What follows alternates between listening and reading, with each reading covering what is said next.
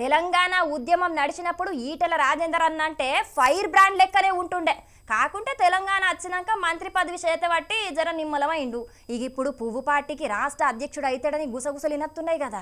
మరిగా ఏ బలమో తెలియదు కానీ ఎప్పటికీ మాటలతోనే అవతల పార్టీ లీడర్లకు ఇచ్చి పడేసే రాజేందర్ అన్న ఇవాళ చేతికి సుతం పని చెప్పిండు.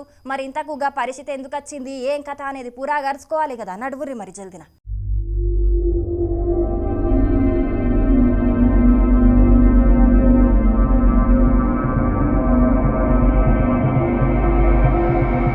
నీ యవ రాజేందర్ అన్న అత్తకత్తనే అందుకొని 4 దంచిండు కదా. ఇక అన్న చెయ్యిలేపినాక మిగిలిన కార్యకర్తలు ఊకుంటారా? వాళ్ళు కూడా తలో 4 అందుకున్నారు. కాకుంటే రాజేందర్ అన్న మళ్ళా ఏమనుకున్నాడో గాని కార్యకర్తలందర్నీ కొట్టకుంటా ఆపిండు. అయినా రాజేందర్ అన్నకు గింత కోపం ఎందుకొచ్చిందో అన్ననే చెప్తున్నాడు. ఇనుండ్రి.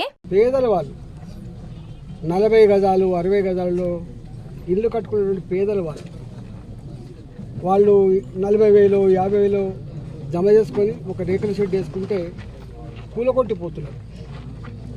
50,000 రూపాయల నుంచి 2 లక్షల రూపాయలు ఇస్తే తప్ప పేదలు ఆ రేకుల షెడ్ వేసుకునే పరిస్థితి లేదు. దాని మీద నేను రెవెన్యూ మంత్రి గారితో మాట్లాడినా, కలెక్టర్ గారితో మాట్లాడినా, సిపి గారితో కూడా మాట్లాడినా.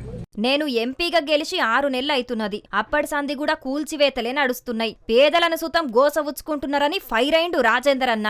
అసలు ముచ్చట ఏందంటే మేడ్చల్ మల్కాజ్గిరి జిల్లా పోచారం మున్సిపాలిటీ పరిధిలున్న ఏకశిలానగర్లా 1985 సంవత్సరంలో కొందరు జాగలను కొనుక్కున్నారట. ఇప్పుడు ఇండ్లు కట్టుకుందాం అనుకుంటే కొందరు దొంగ డాక్యుమెంట్లు తయారు చేసి పోలీసులు రెవెన్యూ అధికారులను మేనేజ్ చేసి ఆక్రమించుకుంటున్నారట. ఈ ముచ్చట్ల మమ్మల్ని కాపాడాలని ఎంపీ రాజేందర్ అన్న దగ్గరికి అక్కడోలు పోయినరట. ఎంపీ వచ్చినా ఎవలొచ్చినా అడ్డుకుంటామని రియల్ ఎస్టేట్ బ్రోకర్లు ఛాలెంజ్ చేసిండ్రట. ఇంకేమున్నది, అదే కోపంతోని పోయిన రాజేందర్ అన్న అక్కడున్న రియల్ ఎస్టేట్ బ్రోకర్ను అరుచుకున్నాడు. అటెన్క మాట్లాడుకుంటా ఇండ్లు కట్టుకుందామంటే పర్మిషన్లు ఇయ్యకుండా అధికారులు గోసవుచ్చుకుంటున్నారు. గిదేం పద్ధతని రాజేందర్ అన్న గరానికచ్చిండు.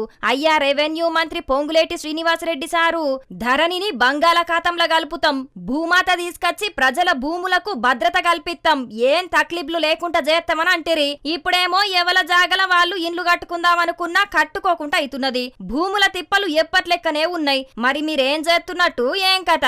ఇప్పటికైనా భూముల పంచాదులు ఏం లేకుండా జయ్యుండ్రి అని అంటున్నారు తిప్పల పడుతున్న ప్రజలు.